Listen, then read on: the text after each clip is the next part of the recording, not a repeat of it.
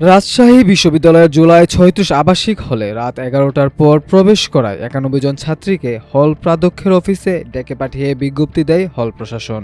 এই ঘটনায় প্রকাশিত খবরের মন্তব্যে ছাত্রীদের বিনা পারিশ্রমিকের যৌনকর্মী বলে মন্তব্য করেন বিশ্ববিদ্যালয়ের শাহ মখদুম হল শাখা ছাত্রদলের সহসভাপতি আনিসুর রহমান মিলন। ওই ছাত্রদল নেতা বিশ্ববিদ্যালয়ের দর্শন বিভাগের ২০১৮-১৯ সেশনের শিক্ষার্থী।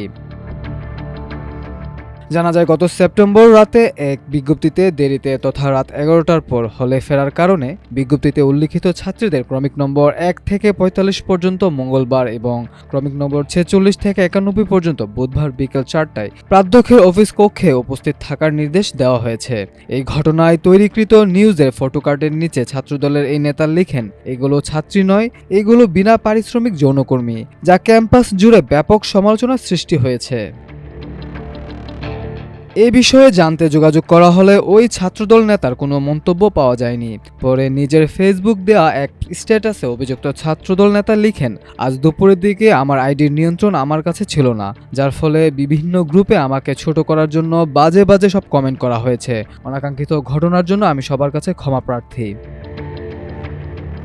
এ বিষয়ে বিশ্ববিদ্যালয়ের প্রক্টর অধ্যাপক মাহবুবুর রহমান জানান, যে কোনো নারী শিক্ষার্থীকে যে কোনো অবমাননাকর কোনো বক্তব্য করলে বিষয়টি সিরিয়াসভাবে দেখা হবে। এ ব্যাপারে প্রয়োজনে আইনের ব্যবস্থা গ্রহণ করা হবে। বিশ্ববিদ্যালয় জেন্ডার ডিসক্রিমিনেশন মানবেই না। তার উপর যদি কেউ এমন কুরুচিপূর্ণ মন্তব্য করে তাহলে তাকে ছাড় দেওয়া হবে না। সে যেই হোক, তাকে আইনের মুখোমুখি দাঁড় করানো হবে।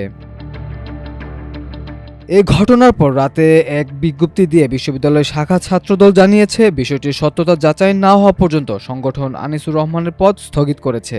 সত্যতা যাচাই ও সঠিক তদন্ত নিশ্চিত করার জন্য ২ সদস্য বিশিষ্ট তদন্ত কমিটি গঠন করা হয়েছে, যাতে আছেন বিশ্ববিদ্যালয়ের শাখা ছাত্রদল জ্যেষ্ঠ সহসভাপতি শাকিলুর রহমান ও জ্যেষ্ঠ যুগ্ম সাধারণ সম্পাদক শফিকুল ইসলাম। মাল্টিমিডিয়া ডেস্ক, আমার দেশ।